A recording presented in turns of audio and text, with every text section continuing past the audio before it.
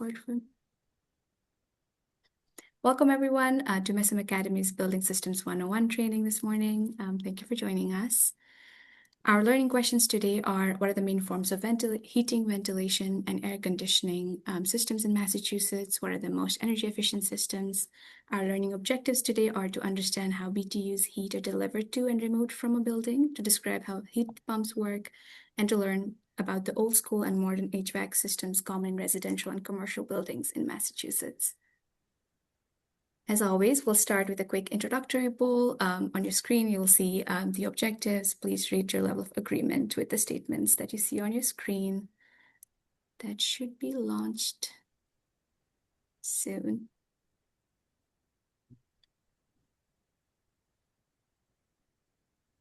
Great, we'll spend 40 or so seconds in this.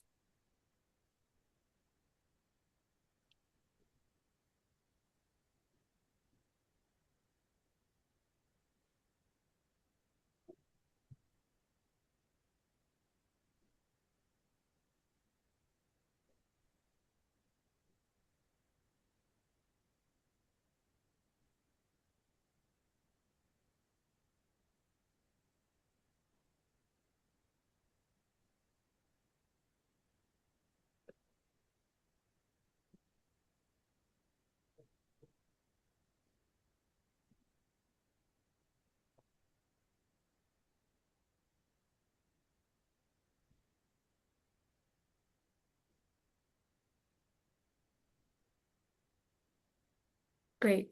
Thank you all. The results are in. Looks like most of us are neutral, strongly agree on how on the statement that we understand how BTUs heat are delivered and removed from a building. Most of us are confident we can describe how heat pumps work. And on the third statement, that we understand how old school and modern HVAC systems operate in buildings in Massachusetts, more so on the disagree neutral part. So I'm very confident that our instructors today will be able to change some of these for you. I'll quickly introduce our speakers. We're joined by Paul Ormond and Becca Edson today, both from Massachusetts Department of Energy Resources, Energy Efficiency Division. Paul is an expert on building decarbonization, helping Massachusetts achieve its legal decarbonization mandates. He also teaches building decarbonization at the Harvard University Extension School. He's a Massachusetts licensed professional engineer and has a Bachelor of Science in Civil Engineering from Worcester Polytechnic Institute and a Master's in Science in Civil Engineering from the University of Massachusetts Amherst. We're also joined by Becca. Becca works to advance the decarbonization of the Commonwealth buildings, both existing and new. She primarily focuses on developing the stretch and specialized codes and advising and updating training associated with that. Before joining DOER, Becca worked for more than 20 years as a residential architect in New York, Massachusetts, and California. And she ran her own firm for 10 years. She's a Massachusetts licensed architect and has a Bachelor of Science in Architecture from University of Virginia and a Master of Science in Architecture from MIT. I'll pass it on to our instructors.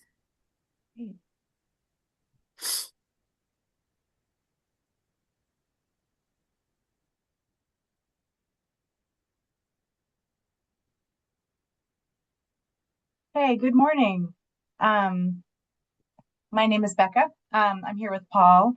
We work on the energy efficiency team at the DOER, and we're here to talk to you about building systems, heating, ventilation, and air conditioning. We're going to make it more exciting than it usually is, hopefully. These are really important components of making a well-designed and energy efficient building. Anyone who's read a book to a child or read a book as a child will hopefully recognize this Richard Scarry image. Freakishly accurate for a children's book diagram. Definitely, from the 60s or 70s. So things have progressed since then. But, overall, the basics are pretty clear. And so we're going to be talking about what's new and what's happened since, since this was drawn and what systems are available and what you'll hopefully see in your jobs working with the towns. So first off, what's the mission of an HVAC system? Well, obviously comfort. You want to feel comfortable in your house. You want it to be the right temperature. You also don't want it to be too sticky. So dehumidification is an important part of a well-designed HVAC system.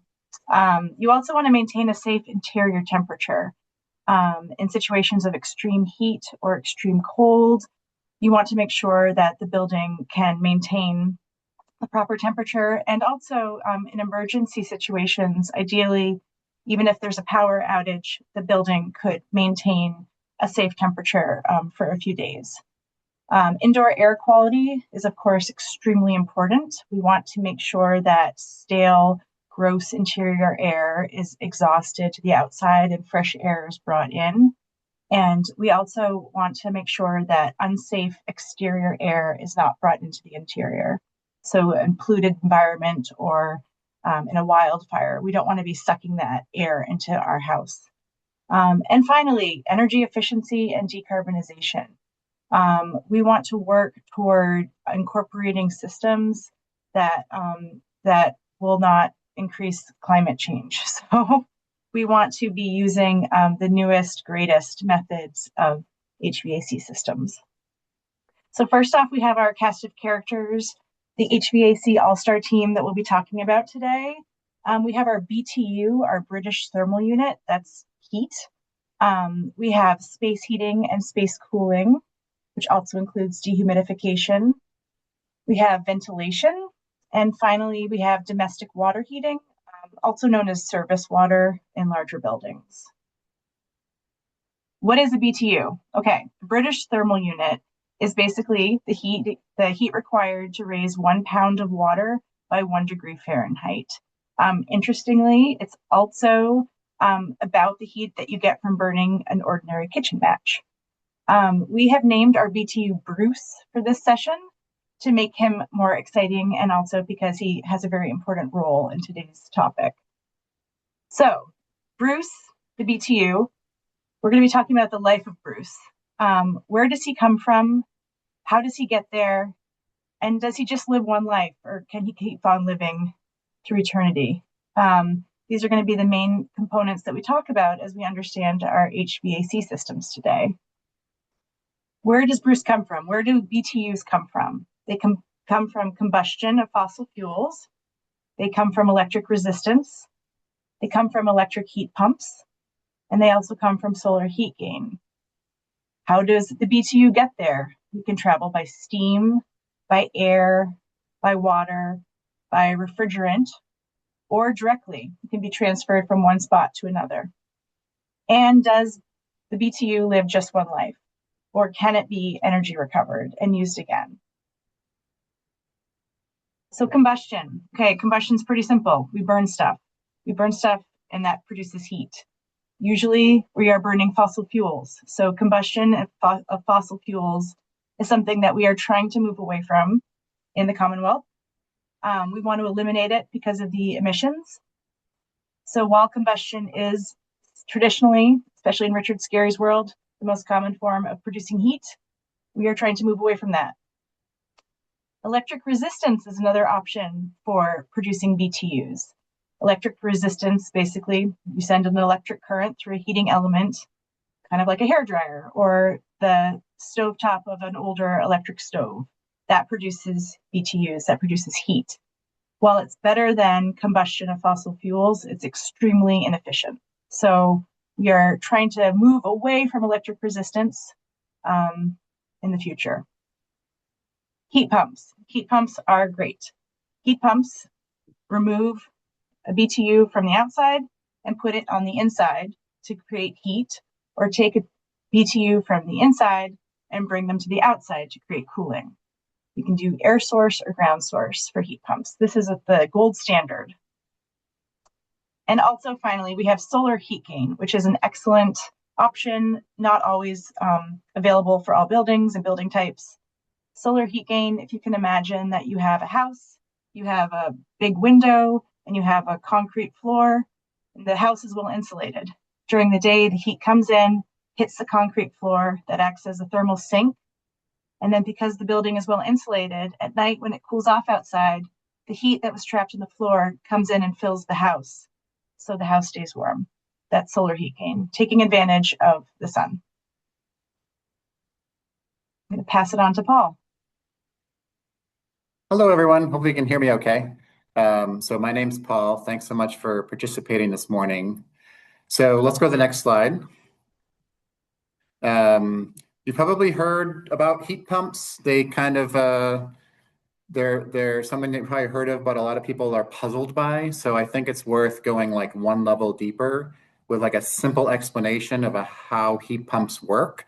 So that way you help answer any questions that you may get in the course of your work. So one thing that people may not be aware of is that you actually have a lot of heat pumps in your life and maybe didn't know it. You have lots of heat pumps everywhere, like your refrigerator, your window air conditioner unit, or your air conditioner in your car. These are all heat pumps. A heat pump is just a machine that uses the refrigeration cycle to move heat energy from one place to another. Why don't you go to the next slide? So the best way to understand heat pumps is to go back to your 7th grade science class. And remember that you learned about matter. And if you have a solid, for example, and you add heat energy to it, the solid turns into a liquid. And if you continue to add more heat energy to that liquid matter, you go from a liquid to a gas, right? And then the reverse is true too. So as we go from a gas to a liquid, we have less energy, liquid to a solid, even less energy. So it's really just a matter of like how much energy is in the matter, right? Okay, so I want you to imagine that you have a gas that has lots of heat energy in it, and it's in a cylinder like you see in this illustration.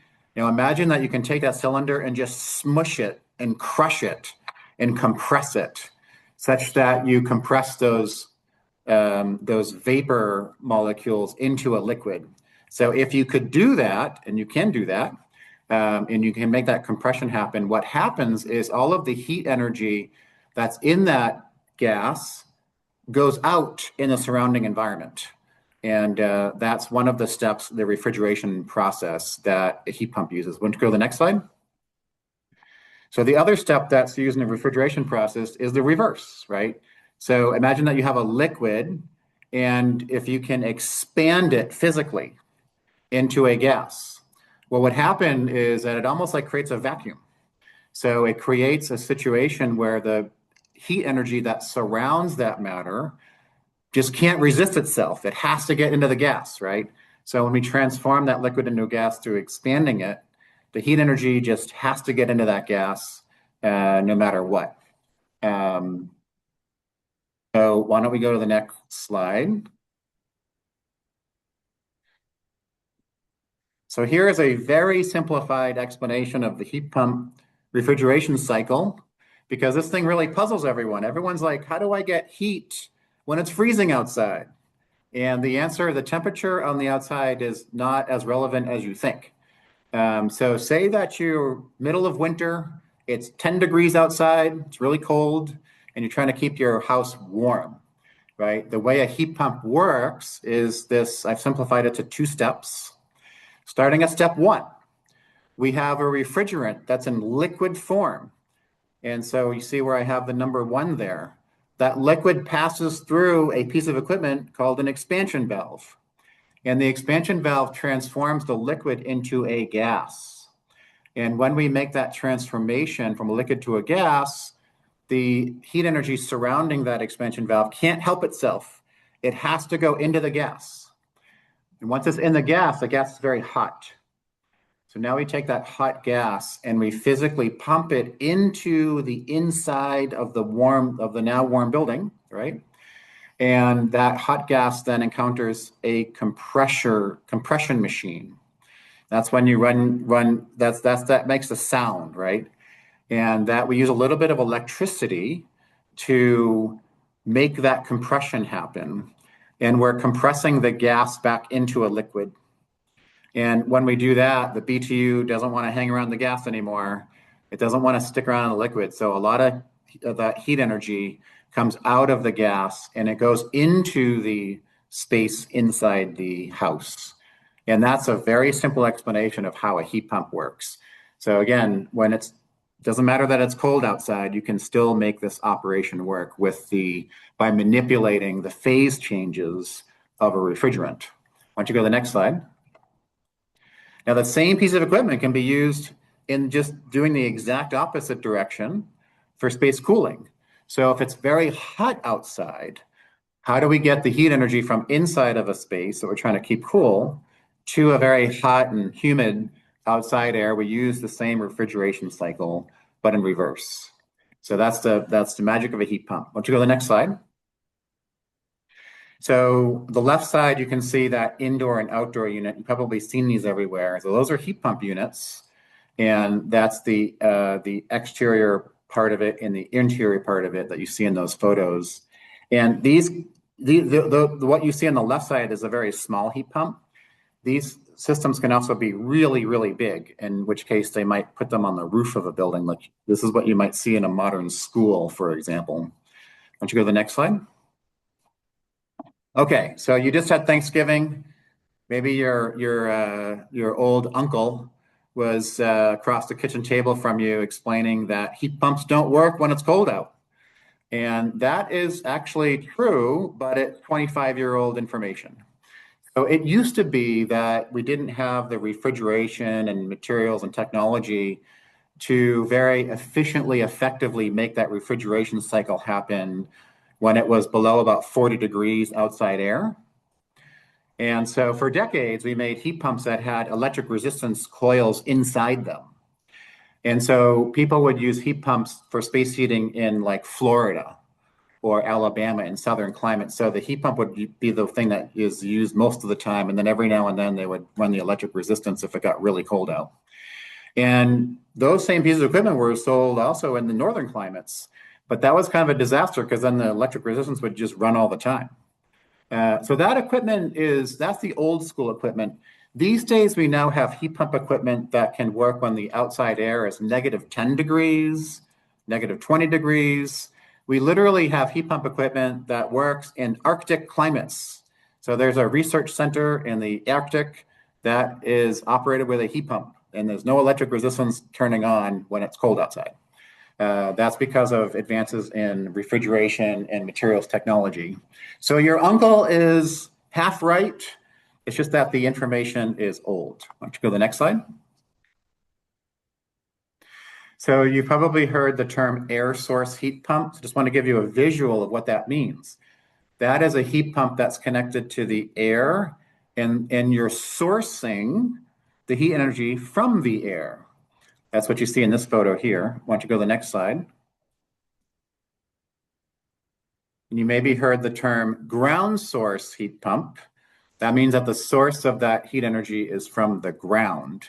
And the way this works is that your heat pump is connected to a network of piping that's buried below the surface. And that piping is circulating water. And that's what's making the interchange to the ground and the surrounding soil and rock. The reason that you do a ground source in some cases compared to an air source is that the temperature in the ground year round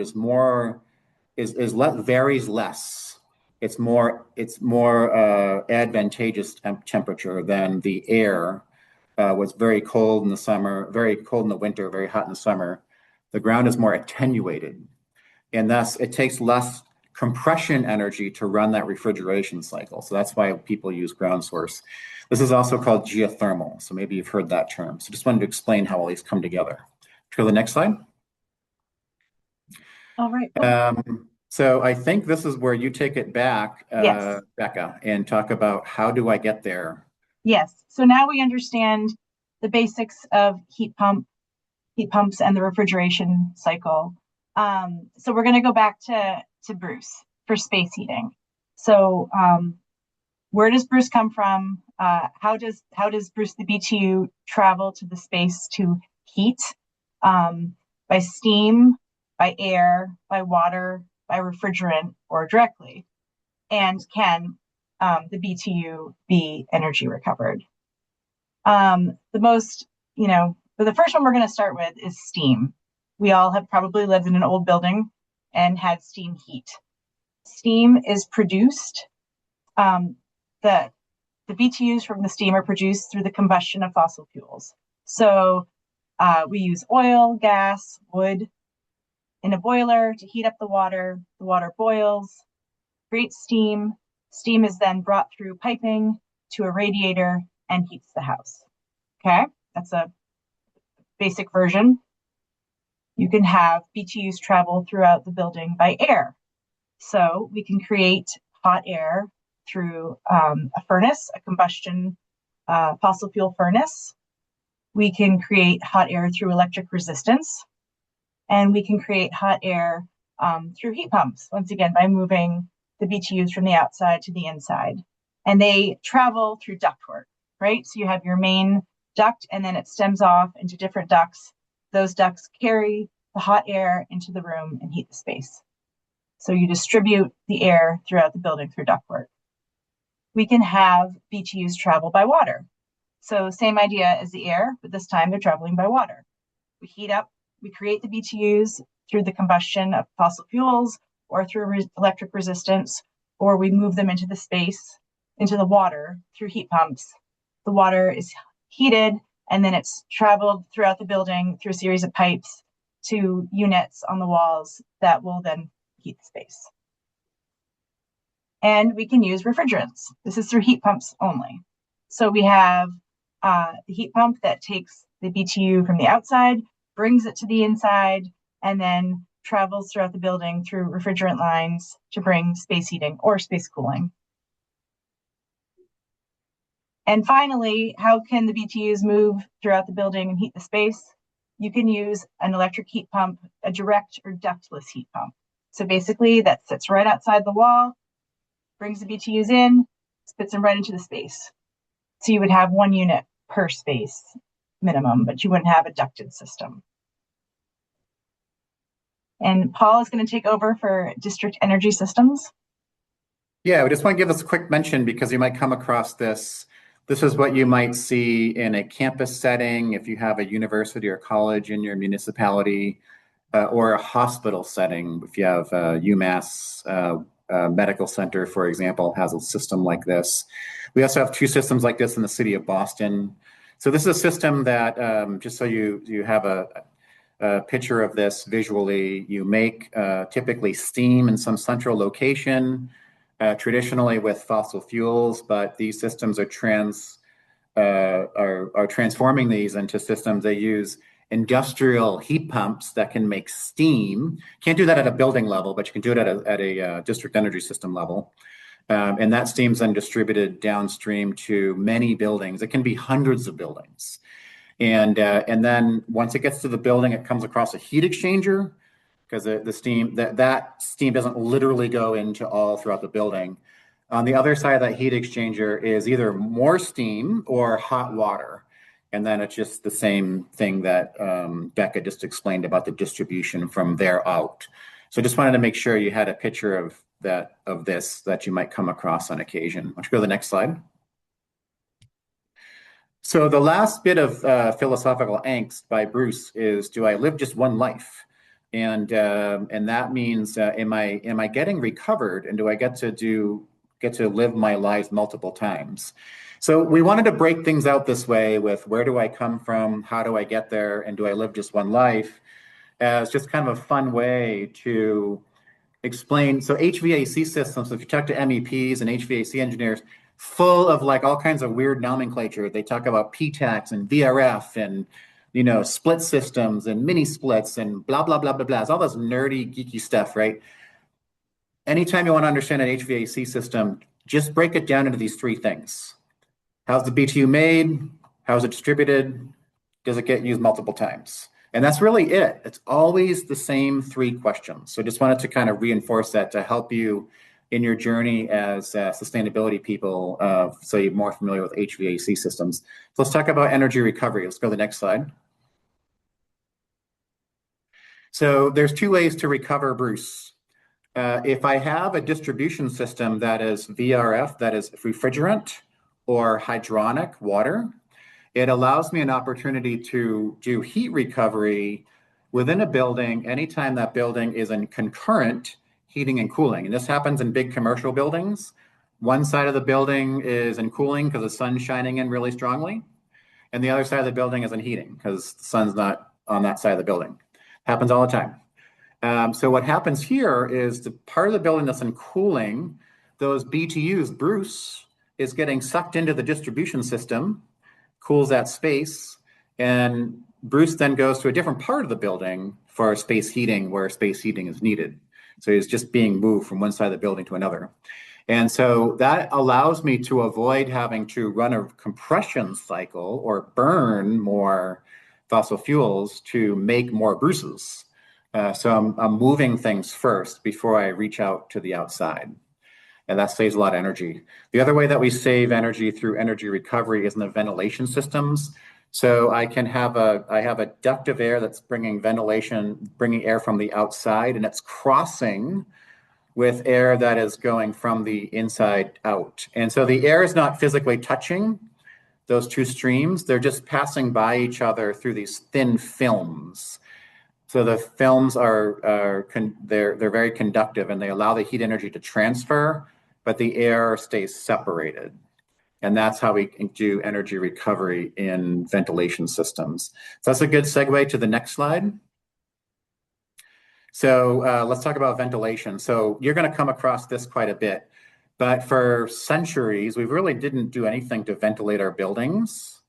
And that, in the summertime, you can open the windows, but in the wintertime, you just close, your windows are closed. And the ventilation is just the air leakage. There's no active ventilation system as part of your building. And this is what you may come across, all the way up through basically the 1990s. This is how we built buildings. And that's why you find these old school guys. It's always guys, by the way. They say things like buildings have to breathe, that kind of thing. But that's old school. This is the kind of thing that when we do new buildings and we do renovations, we want to get away from unventilated buildings. Go to the next slide. So here's a visual. Your ventilation is literally just coming through the walls. So that's not a very healthy environment. Why don't you go to the next slide? So we had kind of a bit of a hiccup with this back in the 80s. In addition to having big hair and mullets, also in the 80s, another bad decision was made that we introduced one directional ventilation. So that was like bath and kitchen exhausts. So the intention was good, trying to exhaust those spaces. But if you're just doing one directional, that means you're actually making the problem worse. So now you're just getting even more air leakage through your walls. So this is something that you'll come across all over the place, but it's not what we want to do if you're doing retrofits and new buildings. Go to the next slide. So what you really have to do is you have to have balanced ventilation, a system that actively takes air in and out at the same rates. And that way you're always getting fresh air and not air that goes through mouse poo filled walls. And you also have an opportunity to filter the air as well. So it's controlled. Next slide. We can do balanced ventilation with ventilation energy recovery. So those air paths cross. Again, they don't mix, they stay segregated, but we recover the heat energy through thin films. So that's the best of both worlds. So now we're getting fresh air and we're not wasting energy. To go to the next slide. So one last thing I want to say about ventilation is this funny term that you'll hear engineers use. So I just want to explain what this term means. So the concept here is what they call dedicated outside air system. So I just realized that we should have put the acronym. So it's DOAS.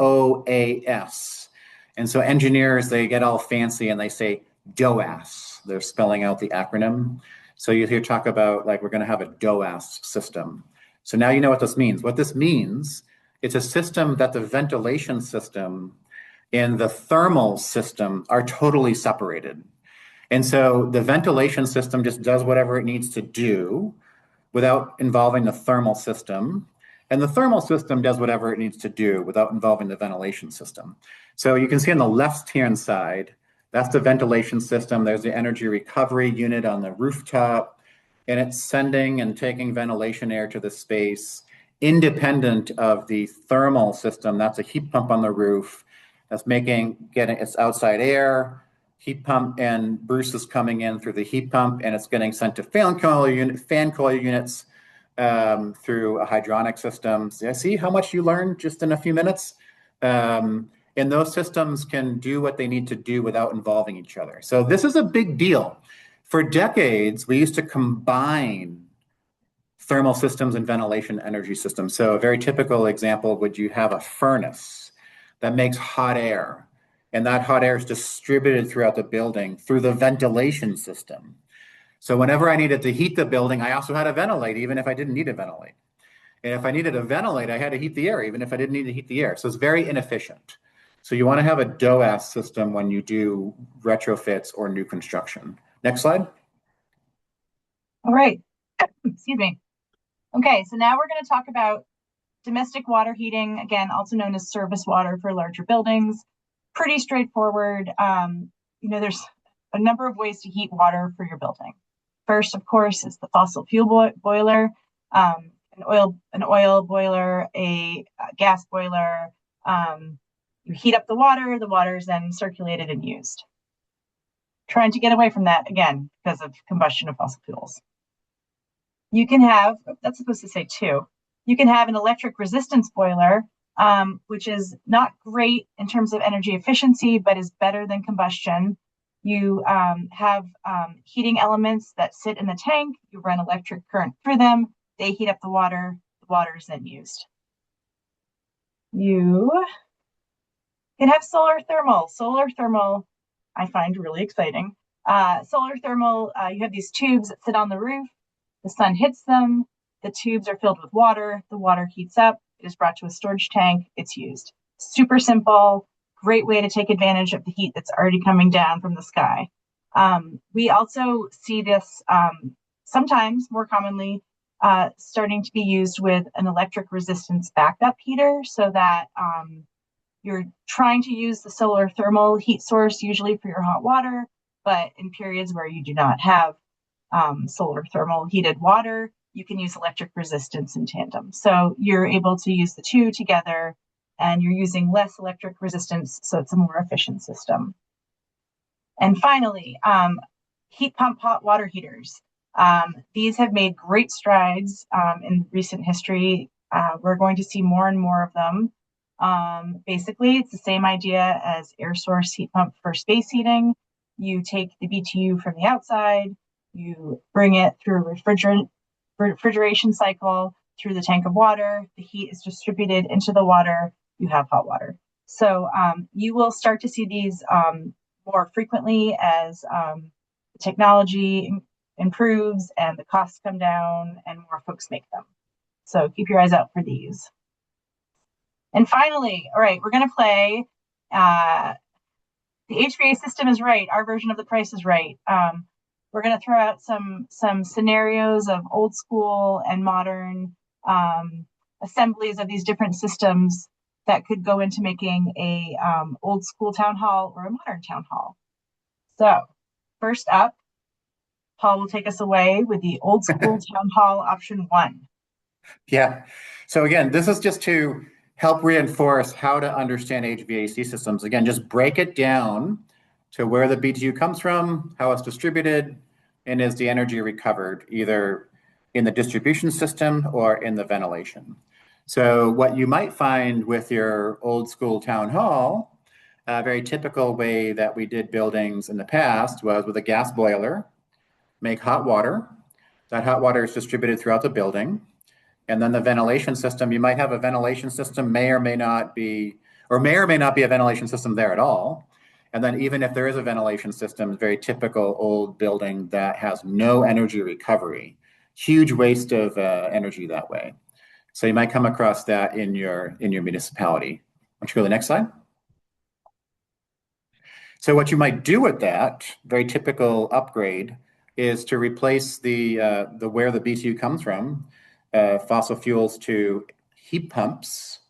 And then the hydronic system sort of stays the same. We're making hot and cold water with the heat pump. And then we're adding to it ventilation energy recovery as part of that. So this would be a very typical package for a modern upgrade or modern new construction of a municipal town hall type building. To go to the next slide.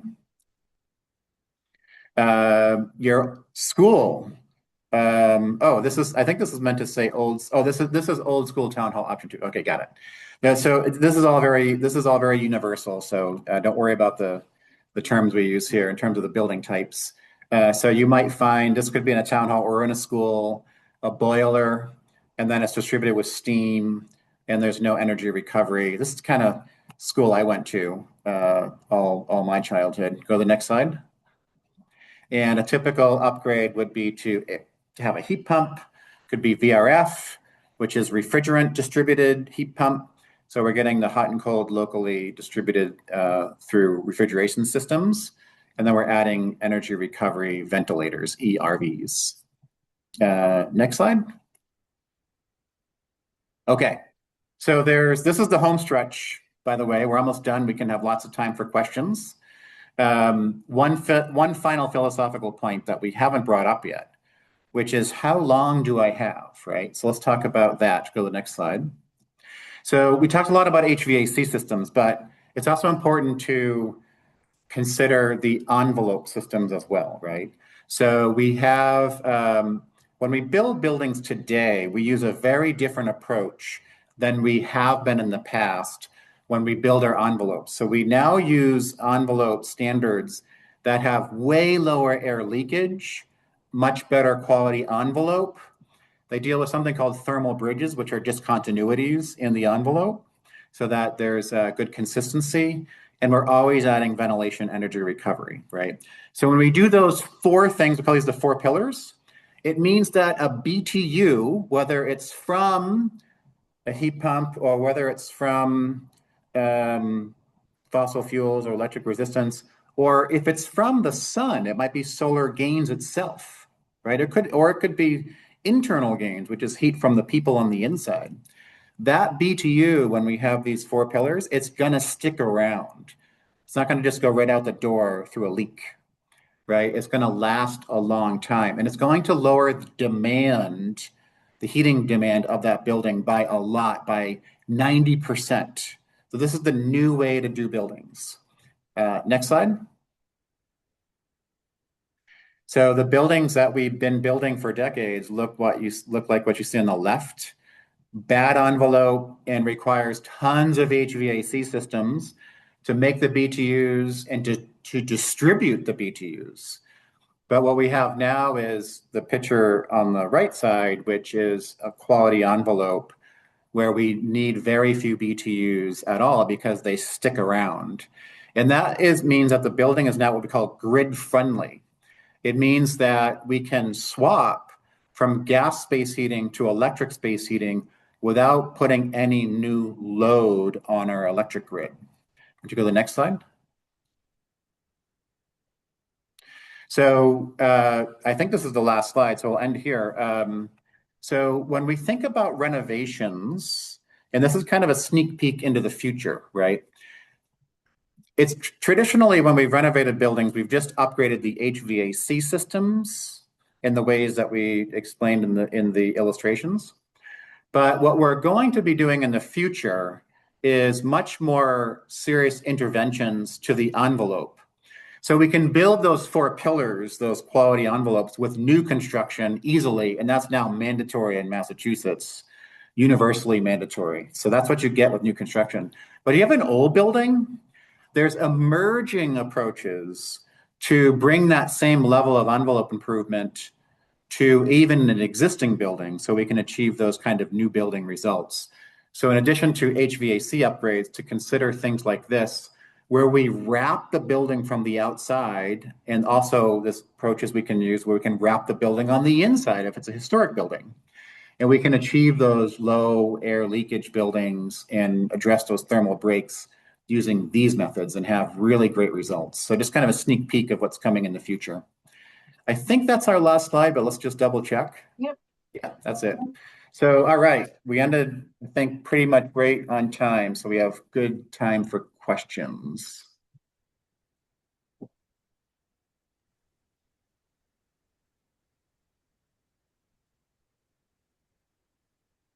All Feel free to right. jump in if you have a question.